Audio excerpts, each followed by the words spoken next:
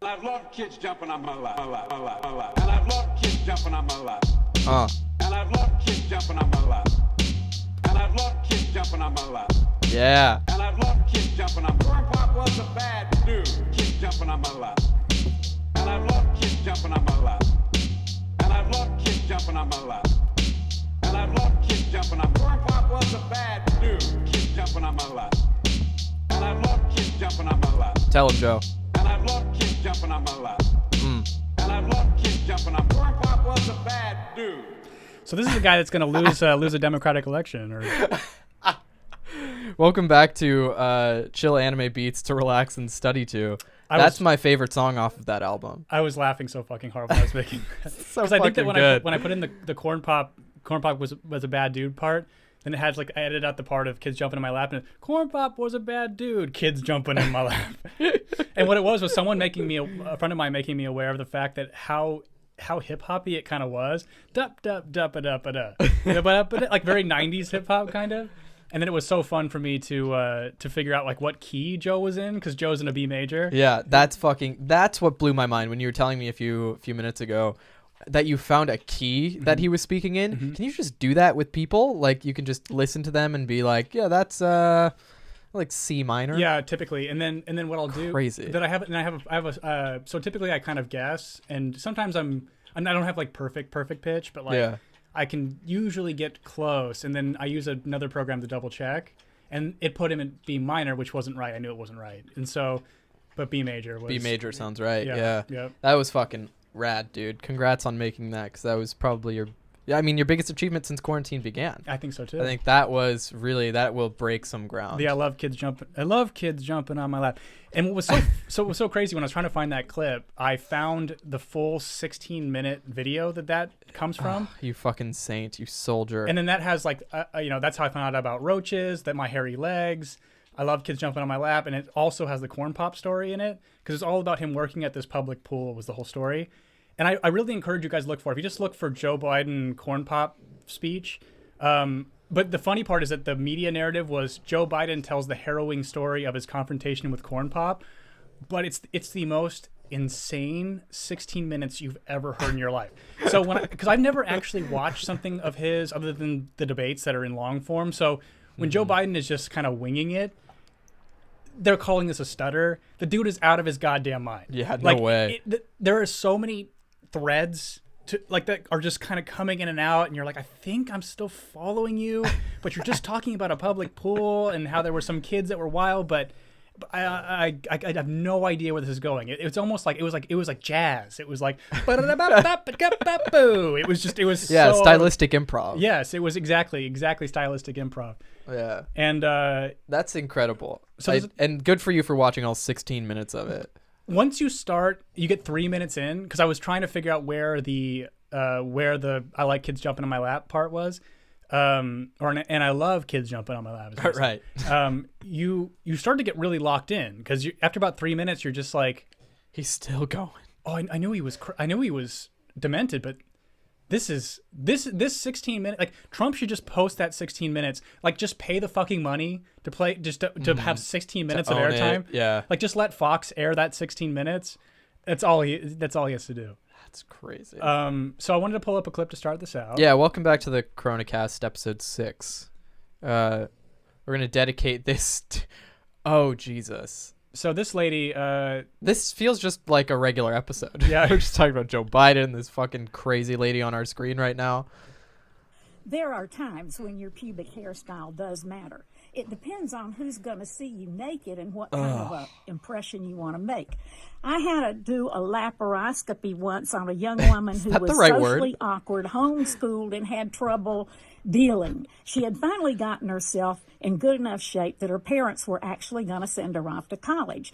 When I did this laparoscopy and I looked at her crotch, I saw 1970s pubic hair. It was abundant and it was all over the place. I said to the nurses, bring me an electric razor and a comb. And they said, Doc, what are you going to do? I said, I am going to fix this problem. I'm not sending her off to college with a community shower looking like this. And I proceeded to style her pubic hair.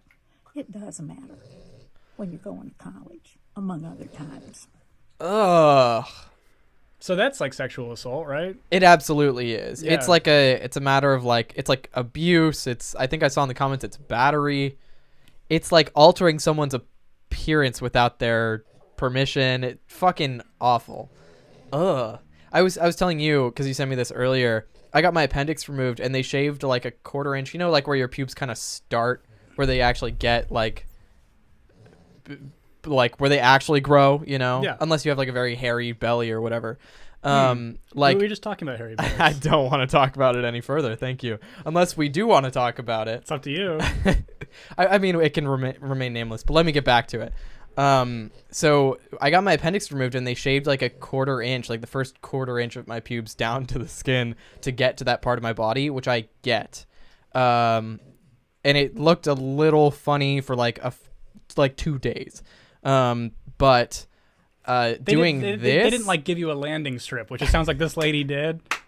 and honestly, her taste is probably awful. She Right. probably has disgusting, like you said, a landing strip or like the little like, even like a horizontal band. Well, she looks like a person that dresses like Carol Baskin. I mean, it's she probably wears like leopard print leggings and Yeah. she's just and she had like that kind of like that straw hair that older ladies do and Yeah. just where it's like super dry, and because it's so dry, it's just it's straight, but it's like Hermione Granger. Speaking of which, Yeah. because we're gonna watch the new Mad Max tonight. Yes. But you noticed that Mel Gibson started to die inside when his hair just got really dry, because Mel Gibson was a fucking stud when he was young. Like, Yeah, he are was. you aware of this? Yeah, Like, yeah. You've seen like young pictures of him. He was gorgeous, and the second his hair just got dry, started to like kind of go away, was when he just started to die and hate Jews, and it just all kind of happened. So it's like I think it started up here, and then Yeah. it just trickled down into his inner all being. fell apart, He fell yeah. apart. Yeah. Yeah, I totally agree. But yeah. So do you want to say what we were talking about? Oh my God. There is no greater sense of confusion than when you find out your ex-boyfriend has an OnlyFans account. I think if I don't mention his name, like No. he'll be unable to find him. But like, I am so the other night we were talking on your bed and you were like, hey, like, did your ex-boyfriend have this certain identifying feature about this size in this place on his body? And I said, yeah, but it's probably not that size. It's a little bit bigger, that mark that he has. But so yeah, maybe because you said to me, like, I stumbled on this video of some dude fucking some other dude, and like you could see that part of his body and you could see the identifying feature. And I was like, that's interesting. As far as I'm aware, he's not doing porn. But maybe it's just that his mark is a different size than what you described. Well, that sent me on a curiosity trip to simply look up his name plus the word OnlyFans, and I found it like immediately. Like that evening or the next day or something like that. I found it, which is it was so unreal. And not because like I don't care that he has one. No, and in fact, like, I mean, it seems like he's pretty successful at it. He is. so Fucking congrats, good for dude. him. Yeah. What's weird, the weirdest part, and this is what I've mentioned my guilt complex on this podcast before, his videos are hot. And it's like, it's awful because like I know him as a person and I don't like him as a person. Yeah. But to see videos of him and like still have like this primal arousal, I'm like, ew, gross. I don't want that. And so I felt like weird guilt for feeling, I don't know. It's very odd, and maybe one day he'll listen to this episode and find out that I feel this way about his videos. But like, it's so weird to see this person that I had like this strange animosity for, and still kind of dislike him as a character, Sure. you know. But to also have that contrasting, like, oh, like hot, good for him, you know. Well, what I told you to kind of mitigate your guilt, and I'm going to see if everyone in the chat agrees with this statement, is like, even since we've been together, I've had sex dreams about my ex, and like. I'm just like, well, and I feel like you getting turned on is equally as unintentional as having a sex dream about your ex. It's not, it's just, we fucked these people and found them attractive for a reason. Yeah. So, but again, the idea of cohabitating with them again is absolutely repulsive. So, you know. Yeah, it just is what it is. I just like I really could not fucking believe my eyes, and I scrolled back all the way from the start, all the way to the start of it, like on his Twitter or whatever. Scrolled all the way back. He's been doing it for months, and I'm like, Jesus. And he has like tens of thousands of followers on Twitter. I'm like, how the fuck did he amass this much so quickly? And like, I get it, but so bizarre. So if anybody in the world has ever experienced this exact situation, let me know and reach out. Maybe we can commiserate together. I don't know. It's hilarious, honestly. I mean, just because I think it was just because like we've been making that joke to each other of like, well, now that we're kind of our employment is a mystery, like why don't we start an OnlyFans? And then so to like find people actually actively doing it is that we are familiar with is amusing. It's not funny to me that they're doing it's not sex work to me. I mean, I consider. I don't know. Porn's a complicated one, but I have no moral issue with it, and so, I mean, how could I? But it's the kind of thing of like, yeah, it is watching people fuck though is just funny. I mean, especially people you know. It's like it's just a funny kind of thing. Yeah, it was very interesting. So I want to. So okay.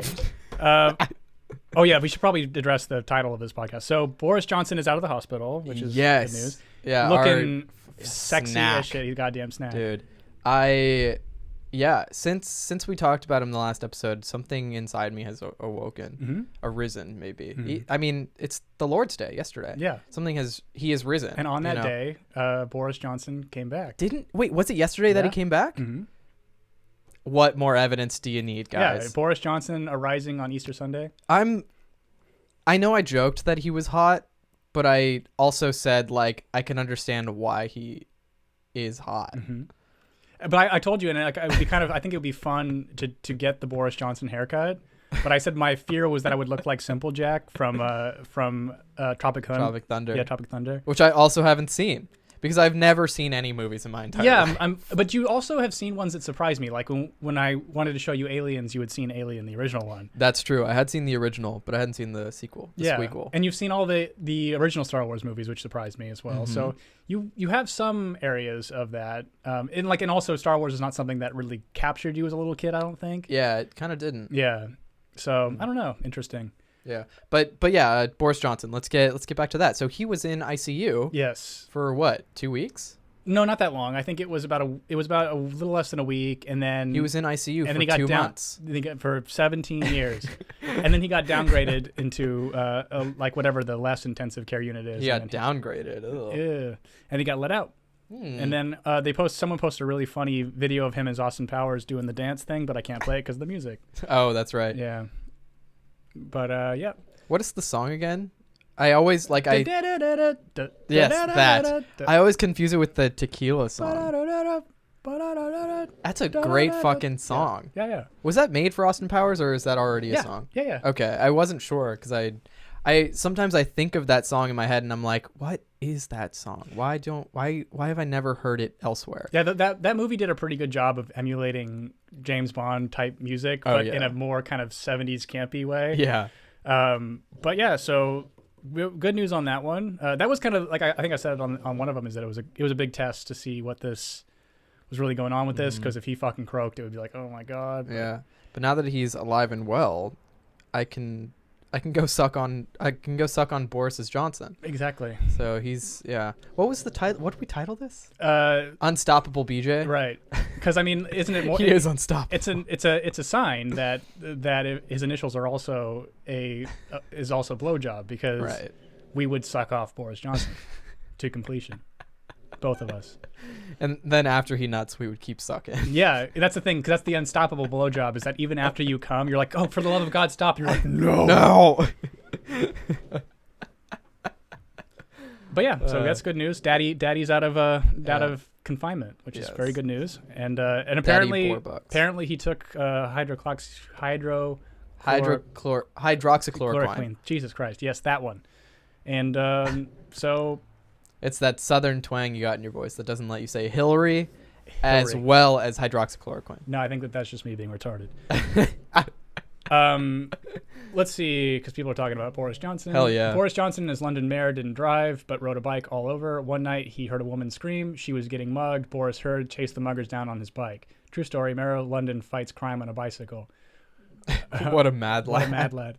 I'm not familiar. Perry says I'm not familiar with him politically, but he seems hilarious. Gio says he's so funny. You'll love him. Check up some funny Boris Johnson compilations on YouTube. He's tackled kids, bungee jumped with Union Jack so much. Oh and my God. And that's the thing is he's like I was about to say that he's more flamboyant than Trump, but he's not true. Trump's flamboyant in the American way, and Boris Johnson's flamboyant in a very British way. Yeah. So they're analogs in some kinds of ways. I think Trump's a little more intense, but like yeah, people from Chapo Trap House were like wishing him death, and I'm like, you guys are fucking ghouls. Mm-hmm. That actually does segue me into what I want to get into. So Bernie dropped out and dropped out. We knew that, but he also is now endorsed Biden He did some joint video with him today, and I can't be fucked to watch it. Who cares? He did? Yeah. Embarrassing. I've been avoiding Twitter for the most part, other than my fire tweet yesterday. But that was a good tweet. Yeah. Thank you. Which was, we now have covered. Yeah, I've been avoiding it. They did a joint video. Yeah. It's just. And I think that Tucker really had a point in saying that he's the lamest revolutionary ever. That's so sad. Bernie, like, this is very likely the end of your political career. You're still a senator, whatever. You'll retire very soon. Burn it down on your way out. I know. Like, this should have been the last straw to fucking break his camel's back. Well, I think it's one of those things where like if you were paying attention, you knew that he wasn't going to be that person. I mean, his whole thing was, and we had 2016 as evidence that he was not going to be the person that we wanted him to be. So my fear now is that we are going to the left or the whatever, which I don't even consider myself on that anymore, on that side of things anymore. In some ways, I guess, but it's like now that Trump is doing some really left things like student loan forgiveness and some other shit. And I have a funny feeling, I was telling you this earlier, that Trump's going to start to do debt forgiveness as well. Yeah. And because if you guys didn't know, there is a big fucking bubble coming, which is before this virus happened, I think like 90% of car loans are 90 days delinquent. And so there's going to be a huge fucking bubble burst on that one. When you told me that, my mind exploded. 90% of all car loans are 90 days delinquent or more. Or if not close. So it's like I think it may not be that much, but they're at least 30 days delinquent. So it's like fucking crazy. So there is a serious fucking problem coming, and it's going to be exactly like 2008 already with the car loans, and just for people they shouldn't have been giving them to in the first place. It's the kind of thing if you drive around your neighborhood, which is kind of a poorer area, and they all have like new Nissan Altimas they probably bought. My neighbor has a brand new fucking Fiat. That's the perfect example. Like I didn't want to say it when I was at your house and I saw it, but I'm like, how the fuck did she afford that? I have no idea. I think it's like the rebate is so enticing because it was like the electric one. But even then, it's like she couldn't afford that car payment. She lives in a shoebox behind your apartment with her ailing daughter who she takes care of. Yeah, I'm confused as well, but if she managed to do it and if she goes delinquent, now is the time. Right. Fucking go delinquent on your car payments. Right. Stop paying for your car. Let them come for you right now. Well, that's the thing is like even Andrew Yang said it, even though he's fucking shit the bed in 100 different ways, but he's just said don't pay your debt collectors. Just pay for your bill or pay for like your food and shit. Like 1/3 of the entire U.S. didn't pay April rent. Yeah. That's fucking insane. May 1st is gonna come around, and I don't know what I'm gonna do. Yeah. I was able to afford April 1st, but come on. Yeah. May 1st, it'll be here before we know it. We're gonna kill your landlord that you live with. No, I won't say that on the podcast. He's a nice dude. Is he? Yes, stop it. We'll find out. We'll find out May 1st. We will find out May 1st when we take to the streets with our newly built guillotine. So Bernie's done. It's just that his revolution's over. I'm just begging you, please do not let it be AOC. I'm fucking begging you. She isn't it. She is not it. She's not it, Chief. And she is so like, I'm very much done being polite about this. So remember how we were talking about we had to correct the record by saying that she voted no on that, but then I said on the stimulus bill, but but there's no recorded vote, so it's fucking bizarre. And so really we have to go on her word. So now I've heard the recording of the floor with the yeas and the nays. In the nays, there are no female voices. It's all men. Yikes. And if you want, and I think that it was, it might have been Katie Halper from Useful Idiots podcast. She said that if you were the woman that wanted to, I'm sorry, it was on Jimmy Dore's show. His wife said it of if you were the woman's voice that wanted to be counted, you would say it like they go nay, nay, like you'd want yourself to be heard if the recorded vote wasn't going to go through. Yeah. And so I don't fucking believe her.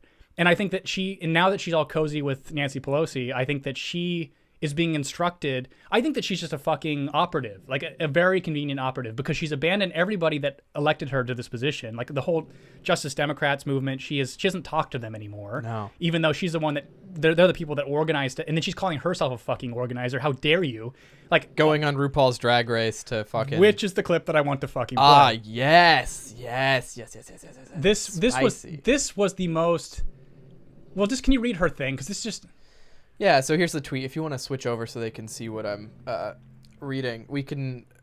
So it says the T : and there's a little T emoji in : electoralism has limits. Elected officials often don't lead our most impactful societal changes. They follow them. The heroes who lead true change are the activists, artists, organizers, and others who educate and push society forward. Takes both. Do you want to see a very, very intense performance? Yeah, I do. Here we go. I see you standing up to that man. A drag every queen day, saying this. And the pause. How can we all even complain about anything when you literally stand in the face of what I think is the most evil, the worst parts of our nature as humans, and you stand up against him and you say every day. No, that's so hard. But we all do it in our own ways. People think Congress and government is all about leading people, but ultimately a lot of our politics is about following the public will. And the people who change what people think are artists and drag queens. And let's not forget who threw that first brick at Stonewall. Yes. That is what led to us passing the Equality Act in the House in this term, marriage equality. It starts with you. Okay, I have to stop that really quickly there because the Equality Act is the most redundant, ridiculous piece of legislation that does kind of it's the first time the gay agenda has officially legally overreached, in my opinion. And bitch, you had nothing to do with marriage being passed. Nothing. You were still a bartender when that happened. I'm not shitting on her for being a bartender, obviously. But she wasn't in politics. You were not in politics. You had nothing to do with that. I mean, you're patriots. You are. You are patriots. And I'm so proud of you all. I'm so proud to live in this country with you and with your mother and with all of us as family. Thank you. Girl, we love you. Okay, so doesn't that her being on this show surrounded by men dressed like exaggerated women, isn't it just so perfect? Doesn't it perfectly encapsulate who AOC is? Yeah. It's just all everything's a fucking performance. She planned that Stonewall line. She knew she was gonna say it. She knew it's just so this is the left. This is what they do. It's all about their public persona, but the public persona doesn't get things done. And it's I think she gets really irrationally under my skin just because she's my age and she's such a terrible communicator. And she also she believes everything that is told to her by her obsequious audience. It's just her total sycophant people around her.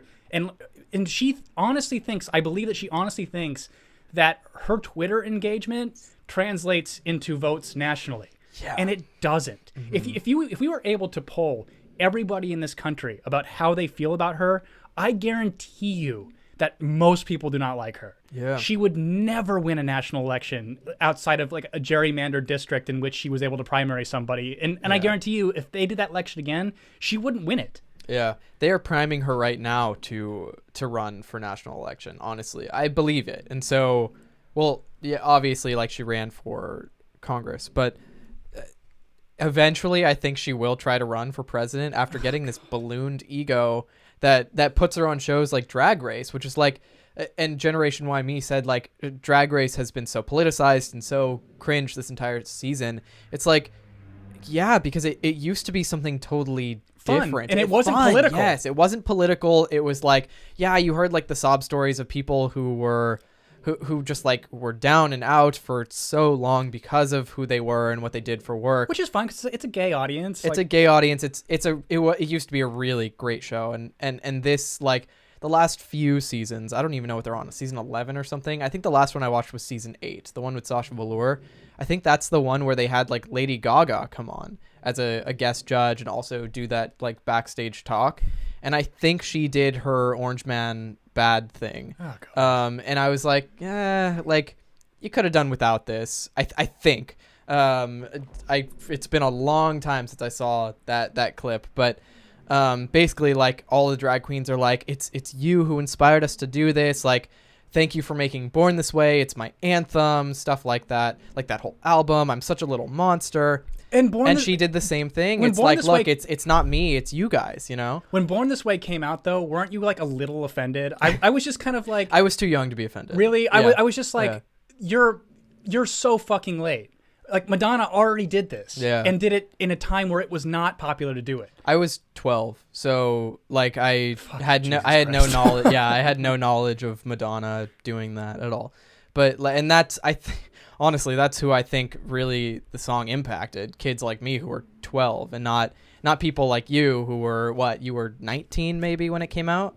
Yeah, 18? Yeah. Something No, like that. I was an adult by the time the Paparazzi album came out, or whatever the fuck that album was called, Fame Yeah. Monster. Something like that. Yeah, I think she had another one, and then that, who cares, when that one came out. Yeah. Yeah, Gaga did that. Yeah, Greg. So that's like, I think when it started to tumble a little bit, because like, I don't know, for some reason, like there's like, of course, like the ratings thing, but Drag Race was so outrageous and so bombastic that like it can do on its own. It can survive. You don't need to throw in AOC or somebody who's going to say Orange Man bad on Drag Race. Like, everybody who's watching Drag Race already feels that, you know, for the most part.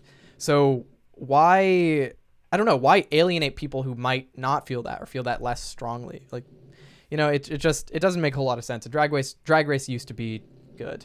Ninani says the DNC will do everything in their power to keep her from seeking higher office. They hate her more than the GOP does. She's terrible for the party, but that's not true. She's already now warming up to Pelosi. Like like, Pelosi and her are now tight. So like, and again, I think it's why she's disconnected from anybody who actually was trying to create radical change, and why she stopped campaigning for Bernie.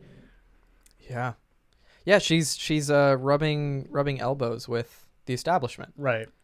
My dog just let out the most toxic fart, and I think it's because he feels very similarly about AOC as we do. Yeah. But here's like another, just to show you how fucking, like, how little her endorsement means. Because again, like, we are constantly told, and like I've had this argument with so many people, that she is so powerful, and I'm like, no, she isn't. She is powerful if you're to the extremely, like, to the terminally online. I love that term. That is who she is powerful to. But so the New York Times asked her, I guess my first question is simple: has the Joe Biden campaign reached out to you? AOC says no.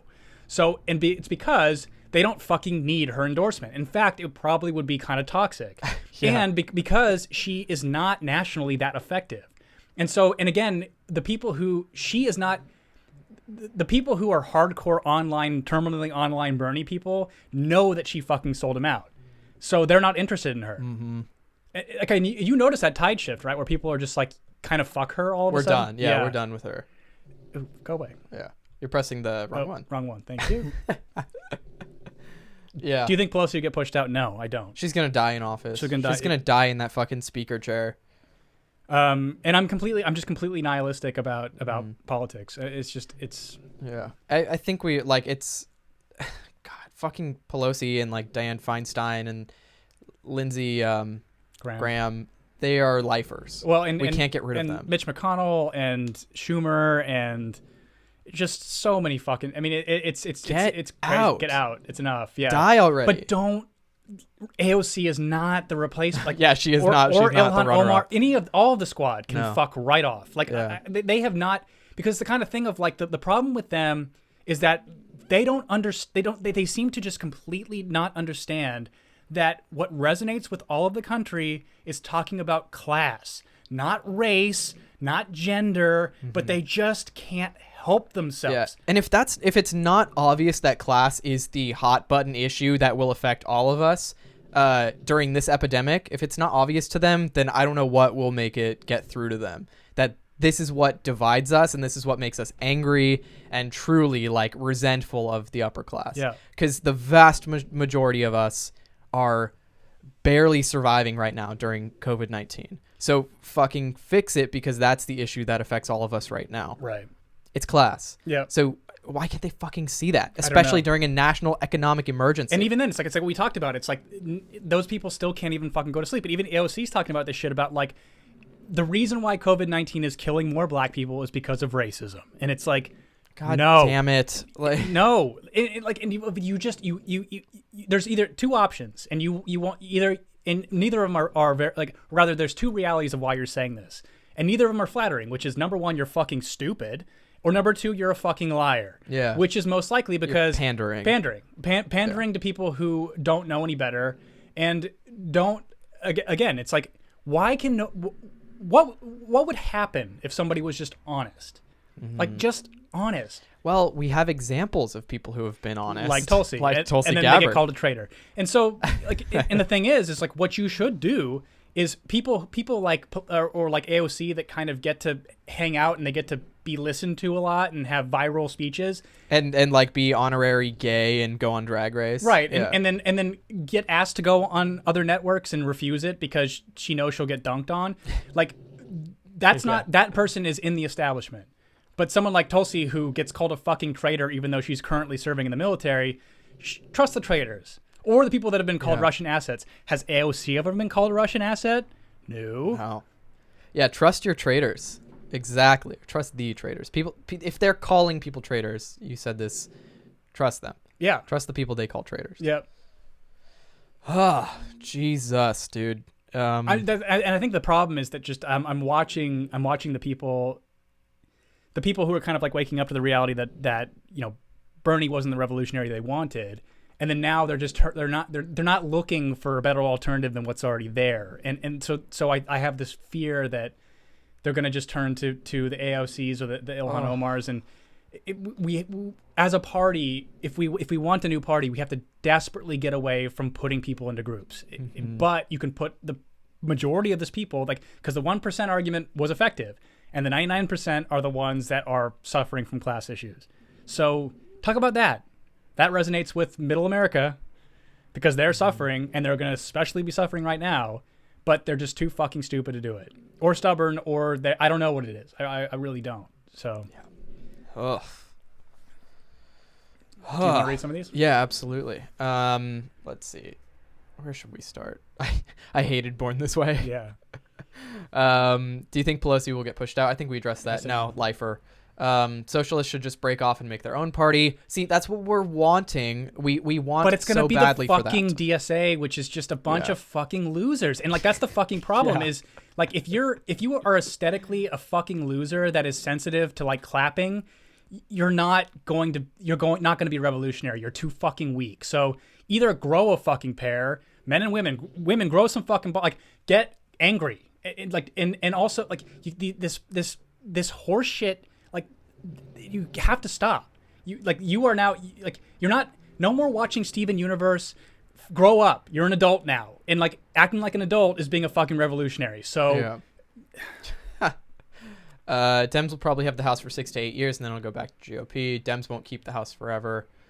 Good thing I opened a new bottle of wine. Woof, says Craig. Yeah, I think you might need it. We've gotten a bit spicy on this. They can't attack class exclusively because they're either rich or will be soon, says Neon08. Yeah, it's totally true. Once you enter the establishment, you become rich. Let's see. Well, it's about real estate. Am I wrong? Just like schools. I don't know what that means. I forgot what that's referring to. Sorry. Out of the 308 people who have died in downtown Chicago, 199 are black, 46 white, 34 Latino.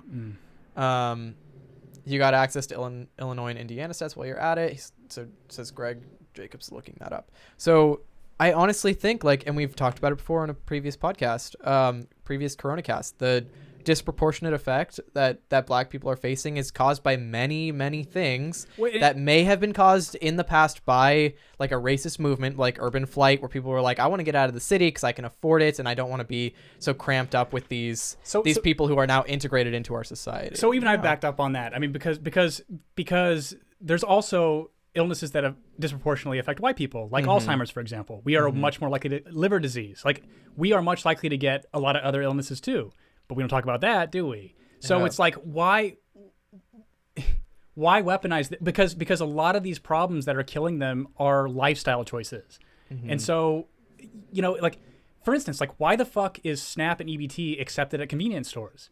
But if you say, oh, you can't use it for that anymore, they'll all cry racism. And it's like, no, we just don't want you eating garbage anymore. You cannot use your EBT for a fucking Big Gulp. Sorry. Yeah, it should also be like fucking, I don't know, like frowned upon to advertise at like fast food chains, like having those big plastered signs. There's one up here on like a big intersection, and it's a Burger King or like a Carl's Jr., and it has a fucking big poster slapped on the door that says EBT accepted. And it's like, don't encourage that people waste their money on food that has like very little caloric value. Have that sign posted on fucking Trader Joe's or Whole Foods or fucking whatever. It doesn't matter. Ralph's, which they do accept it there. It's just that it's not like they don't make it seem as glamorous as going to a fast food place that has a poster slapped on. And would it be so difficult to like mandate, if you accept EBT, to like mandate a cooking class or something? Yeah, and I speak like this as a person who had EBT and then got denied it after a while. You know, it's then I showed you how to cook, and now you're cooking for yourself. And now I'm fine. So like, but I had EBT because of my situation moving to school, and so like, I speak so passionately about this because I did not go to fucking Burger King and use my EBT debit card. I saw right through, like, I felt sickened by the fact that I would drive past a Burger King 3 minutes from my house and see the poster on the door. And not only just that, like, people make the argument that it's cheaper. Huge it's poster, not. by the way. It's not. It's fucking expensive as shit. Mm-hmm. Like, you know, because what you would get if you were to get your whole family a Burger King thing, like, let's say you have like 2 kids and a wife and a husband. Yeah. You're gonna pay more than a meal that would feed your family for 3 days. Yeah. Yeah, when you buy like the right ingredients and you cook the way that like you can do sustainably, where you make a big pot of something and it lasts for like 5 days, that's like, you can spend such little money. Like I thought about it, and the amount of food that I got out of like cooking the way that I have been with my big pot of food that you taught me how to do, each meal comes down to like $2 a day. Like, and it's like super healthy food. It's got everything in it. Yeah. It's got your protein. It's got your fucking veggies. You can put anything in it. And so like, and then also people make the argument about time. I don't have enough time. How long does it make you to put it together? I put things in a pot, maybe cut them up. It takes 15 minutes to put everything into a pot. I let it boil and I leave. Yep. I leave it for 4 hours and I come back and dinner's ready. And with slow cooking, you could leave it for your whole work day and it would be fine. Mm-hmm. It wouldn't matter. It literally would not matter. Isn't that crazy? Yep. Yeah. Fucking. How did we get here? I don't even know how we got here. So talking about nutrition. We were talking about like eating right to stay healthy, so you don't have underlying causes for COVID-19. Yeah. I want to get. Jacob Larson says most people who use EBT and food stamps are trash. Don't think like that. That's a silly way of thinking. Like, because like, yeah, like largely just effectively think that the reality is that we just, you know, for instance, like the problem is that we don't place any kind of societal restriction on access to this. It's like there's like monetary restriction and like kind of dumb arbitrary government check-ins. But you know, when they instituted the thing try to institute the thing in Florida where we're going to drug test you if you take EBT, that got rejected as racist. Mm-hmm. Then also, you know, if you were to say what I was saying about when they have tried to talk about not being able to use it in certain places, mm-hmm. and that got rejected as racist. And so really, like, EBT and food stamps are a good thing for people that need them, but it's really the left that has made this impossible to not produce what it makes, which is fucking obese as fuck people with diabetes. And so, like, in where you live is kind of more of a poorer area, mm-hmm. and you notice the weight just goes up the second you're in the poorer area. Like, do you physically see it like I do? Yeah, you can, and it's because it's something we've talked about before. It's like food deserts; those definitely exist For sure. and they are where I am. Yes. My nearest supermarket is like 7 minutes away. Yeah. By driving, I can't really find anything else unless I go into like Compton. So where I live, like and in especially impoverished areas, like you have little access to food, and I think of course it's like by design. I honestly think like there was some sort of like concerted effort to trap people in poverty, and like I'd love to get people out of it, but we need to drastically change the infrastructure to put more affordable grocery stores near you that accept food stamps and SNAP and EBT or whatever. Like so like all of these things we are set up, people who are in impoverished areas are set up to fail nutritionally. So like what do you do, and these people probably don't know any better. They don't know to drive 15 minutes to a better grocery store or like leave town to go get groceries, because who wants to fucking do that? Right. I don't want to do that. So Greg says I'm going to need a fruit basket cooking tutorial here on YouTube. We can do I that. can totally do that. In fact, like I can show you how to make like a slow cook meal, which is super fucking easy. Yeah. And will feed you for a really long time. Generation Y me says it's a terrible idea to drug test for welfare, and I want to know why you're saying that. Mm-hmm. Because I can see I've heard like skepticism arguments, but none of them have really been valid enough for me to question it. So I'm curious of why you think it's a terrible idea, which is kind of an intense use of words. Jacob Larson says, I'm talking about people who don't work and take advantage of it. I have family members who do that. You're never gonna be able to stop that. It's just, and so yeah, I in California there is a stipulation that's like if you are on food stamps or CalFresh, which is what it is here, the SNAP program, you have to be working 20 hours a week at least. So he says, do you live in America, in the United States? Because he says drug tests that give results quick don't tell you much about drug use. So if you take gravel or corn or cold syrup, it can come up positive results like you were doing heroin. That's not true unless it has codeine in it. And if it has codeine in it, you had a prescription for it, so you can prove that you were taking it for a reason. As an ex-opiate addict. So I know who got drug tested a lot. Yeah, you do. There is a level of experience that we speak from sometimes. Yeah, I'll do a cooking thing for sure. Yeah, we should just do one together. I mean, like that would be kind of fun to have like we could do a little setup. I don't know. Yeah, I would bring our light out to the kitchen and have, I think I'd almost prefer to do it in your kitchen because yours looks a lot nicer. more space. Yeah. We could wipe it down. It looks pretty clean once you do that. Yeah. Okay, yeah. no Canada. Then I think you guys can get codeine cough syrup in Canada, can't you? Because we can't get that here without a prescription. Yeah. I know in England you can get codeine over the counter, which is kind of rad. But it is rad. But I mean, isn't there like a codeine problem? And just taking codeine, it's hard to get high, but you can. So the problem is that when you get like the over-the-counter codeine stuff in England, it has so much acetaminophen in it that the toxicity of taking that much to get high off of it will just fuck your liver up. Yeah. But what you can do is process it down to, you can separate them out. Yeah, I won't explain how to do that, but it's definitely possible. Right. Full on barefoot Contessa. Barefruit Contessa. Yeah, the Barefruit Contessa. Dude, she fucking rules because that's Ina Garden. She's the Barefoot Contessa. Yes, yeah, I know. Who made that amazing yes, cocktail. I would go for a cocktail like that. So the thing I wanted to close on was that video my mother sent me, and just kind of, Sure. Just kind of how everybody who's talking about this in terms of like the corporate media it's propaganda now. It's like either I'm so sick of the finger pointing about who reacted quick enough for something to happen, which is such a waste of time and stupid. It's like, of course, hindsight is 20/20, but like we are in this now. Fucking let go. Let this shit go that like you are hung up on, because we cannot reverse time and fix it and react sooner or whatever. Right. We're all in this right now together. Fucking stop. Right. Stop speculating. You know. It's so pointless. But yeah, sorry. Let's talk about that video. Yeah. So it was strange. So it was like my mother sent it, and my dad, unfortunately, he's on Boomer Book, so it's like the thing is, it's like with Facebook is it becomes this like news aggregation site, but all the clips that are getting passed around are like boomers don't understand that you can make a professional looking show with very minimal equipment. So I could green screen myself out and look like I'm on a professional news network if I just got a lav mic and a green screen. It's not that fucking hard. I could do a Chiron. I could do all this shit. It's not that hard to do. So all of these people do these, and then boomers get confused because they're not as online as we are in knowing how easy it is to produce these shows that look pretty professional. So what this particular clip my mother sent me was some PhD. He wasn't a medical doctor, who his angle was that he was very anti-Fauci and very pro-Trump. And so his whole angle was talking about how COVID-19 is a reason for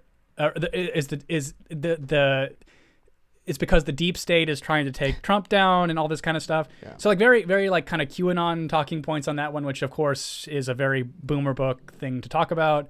And I don't know how much evidence you guys need in terms of where Q's been wrong on a bunch of shit up until this point. Like Q sure as shit didn't predict coronavirus, which would if it was something that was manufactured by the deep state, I think that's something he would have been on top of, or she, or whatever the fuck. Probably a dude. I think the autism is pretty strong masculine, with QAnon. But yeah, it's amazing to me. And then my dad gets all worked up on it because he's got investments and shit and it's all tanking.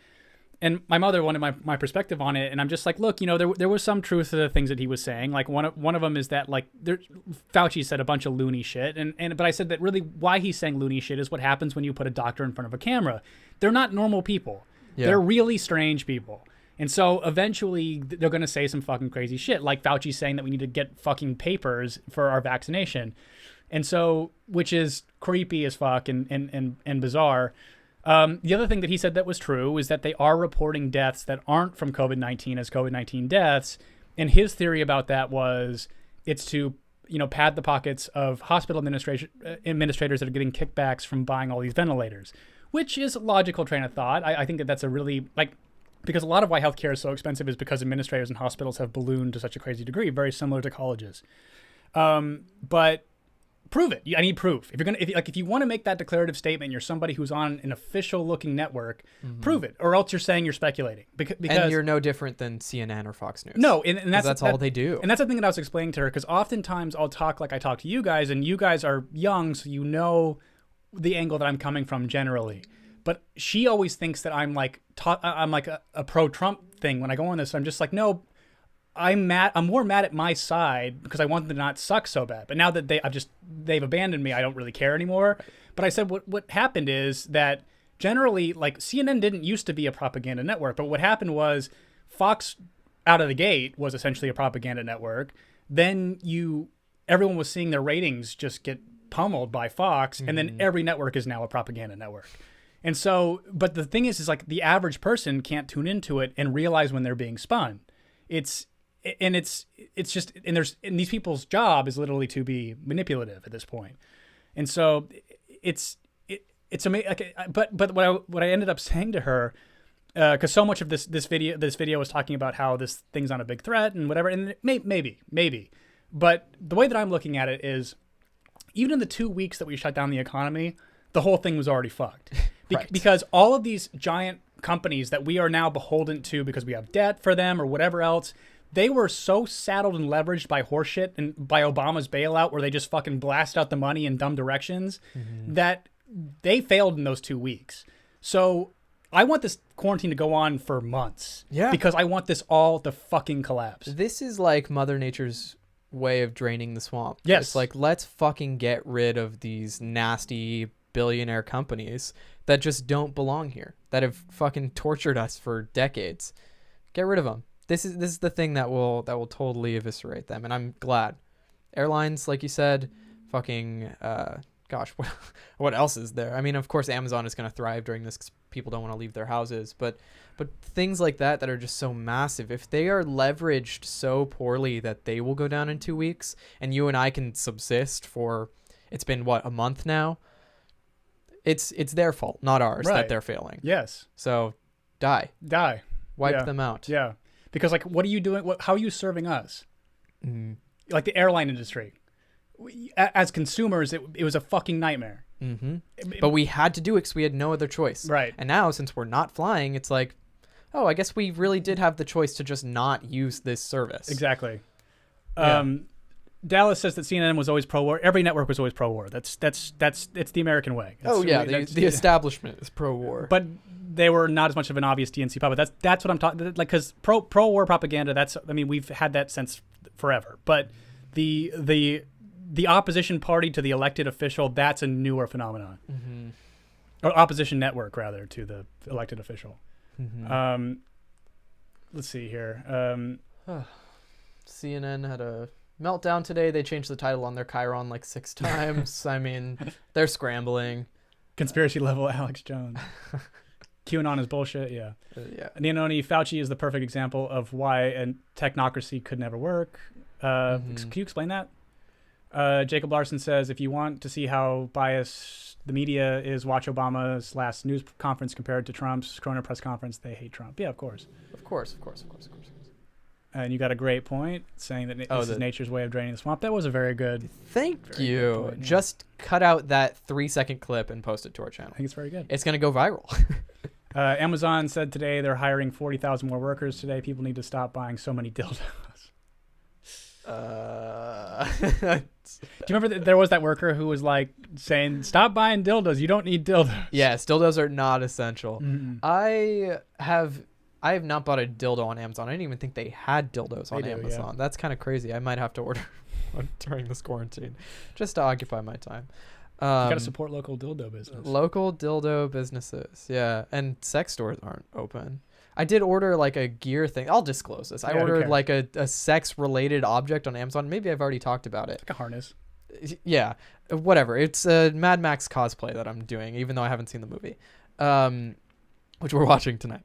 I ordered like a thing on Amazon that was sex-related, and I think like literally the next day they closed my Amazon account because they thought, and I asked on the phone with a customer service rep, why on earth do they close accounts? Like, why is this a thing? And they were like, well, sometimes we see suspicious purchases that do not match what we've seen on your account before. And did you say that I'm a sex pig who requires this piece of... I said, look, idiot, look, fat. I have reviewed all of my previous orders, and I know for a fact that I made them. I'm a multifaceted human being who can be sexual as well. And if you can't accept that, then maybe you're just homophobic. And he hung up. I'm just kidding. That's not exactly Yeah, the guy in India is going to really understand. Yeah, Pranav was his name. Yeah, Pranav doesn't believe that gay people exist, I don't think. Yeah. But Pranav, thank you for the help. They ended up reopening my account, so I think I'm going to reorder that thing. Yeah, and then they close it again. I might order it on my old account. Because it can just come not Prime. I don't care. It'll take just as long because of COVID-19. Mm-hmm. I can order it on my old account, which I still have credit on, get it basically for free, and then close that account. The old account, because my new account has the subscription. Could you read Nyanoni's comment? I absolutely will. Technocracy is when the experts in medical and scientific fields run the government. Advocates fail to remember then that many geniuses in their fields are single-focused and spurgy. Yeah. Yeah. Yeah. Oh, great! I'm glad my story was a hit with you guys, Gio and Perry. It was suffering. It was true suffering when they closed my account after I ordered a sex gear from Amazon. You know what I mean. The reason why I don't know. I hope I didn't throw you under the bus by bringing it up, but it's like one of those things. I'm happy to talk about it. My life is a fucking wreck. I think that what makes this show so great is like we'll never not do it live. I think that doing it live is one of the most important. Like when Joe Rogan stopped doing his live, I kind of lost a little respect for that whole thing. Yeah. I think that like the live element is what makes these things interesting because it's risky and we cannot revise what we've said. No. And so like it's all kind of free form. Yeah. Two things happened to me in the last week or so that are sex related and also just point and laugh at my life, you know. So the OnlyFans X thing, and also getting my Amazon shut down because I ordered. Why would people laugh at you for harness off of it for your ex doing an OnlyFans? It's just like it's what you would see in like a gay sitcom, you know, like like a single camera. Isn't that what it's not the one where there's like a set built? Like what is The Office? Single camera or multi-camera? Single, right? Multi-camera sitcom. Okay. Well, but then Office became single camera, and then that sort of changed the dynamic. But so like Friends, multi-camera, you know. Okay, so I mean like The Office style sitcom where like, of course I discover my ex's OnlyFans, and of course you see my the profile Amazon on your account gets computer, fucking closed. and then like it flashes the computer, then it flashes to the side of the room, and the camera zooms in on your face. Like of course it gets closed because I ordered Do it live. so Fucking thing stupid. sucks. It's so dumb. I can't wait for the next thing because three sex related stories in my life. It's just you just have to have 3. It's the rule of 3. Yeah. So So maybe by saith- Wednesday I'll have my third story to tell. So saith the Greek boy fucking gods. Watch him reach out to me or something and be like, "Hey, I heard your podcast." Yeah. Yeah, well then I think you would just ignore him like that person that I heard on a popular podcast that I knew from my Oh past. my so- god, you've had some stories too. Yeah. Yeah. This is maybe we'll have her on. I'm going to DM her myself and be like, "Hey, do you want to come on our podcast?" and not tell her that it's you, that you're my co-host. Yeah, I don't think I would be that charitable at this point. Oh, What do we Tom. got?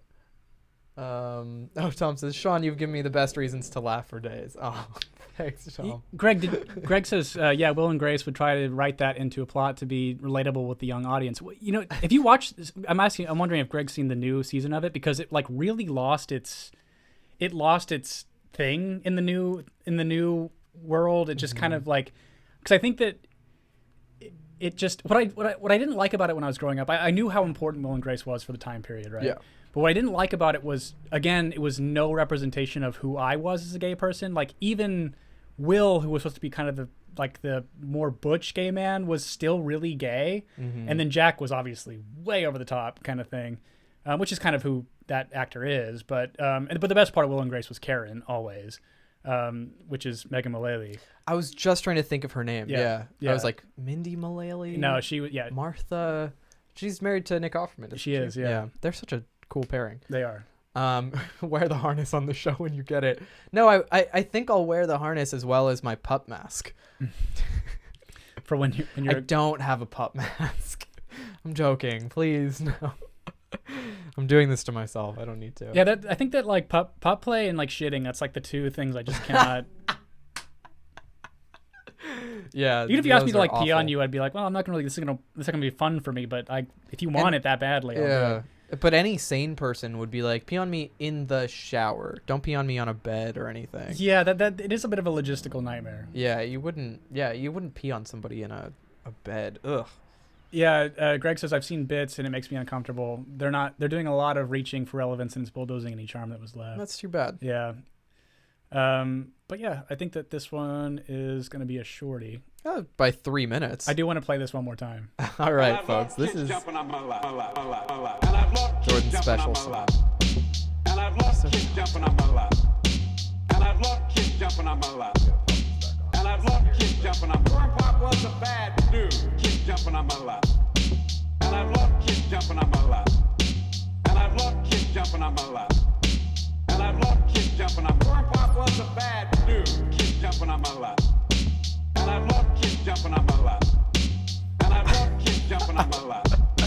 And I've loved kids jumping on my lap. Pop was a bad dude. awesome. That's our nominee. Yes, Neononi, Google pup mask. Have some fun. Maybe order one for yourself. And Order one for the whole family. you know, it actually might be protective during this time. Very true. So if you have a pup mask and you don't have a regular medical mask, maybe wear that in public. By the way, I'm making masks. I've maybe mentioned this on the podcast before, but DM me on Instagram if you want to do it. Yeah. It's at Sean D. Castro. I am selling masks You have the for recycled fabric ones, but you've also made black ones. black ones. So I You have could black. look like Noob Saibot from Mortal Kombat. Hell yeah. So I have black ones as well as recycled fabric, which is just fabric from my collection.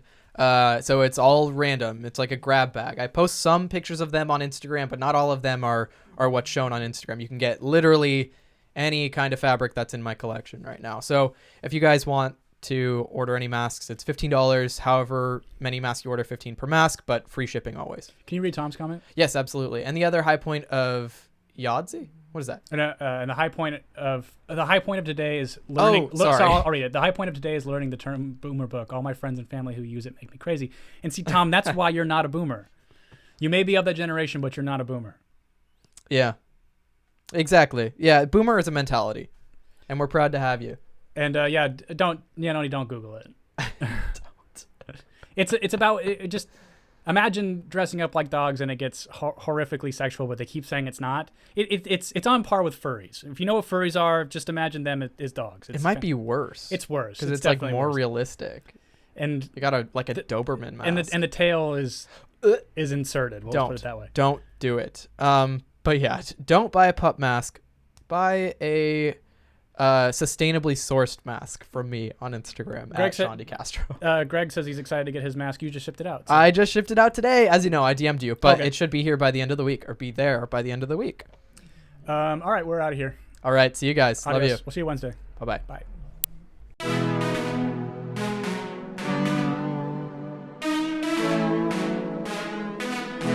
This is all wrong. That's no good. How dare you?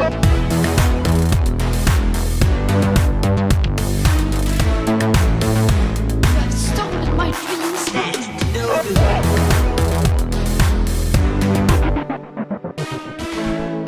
How dare you?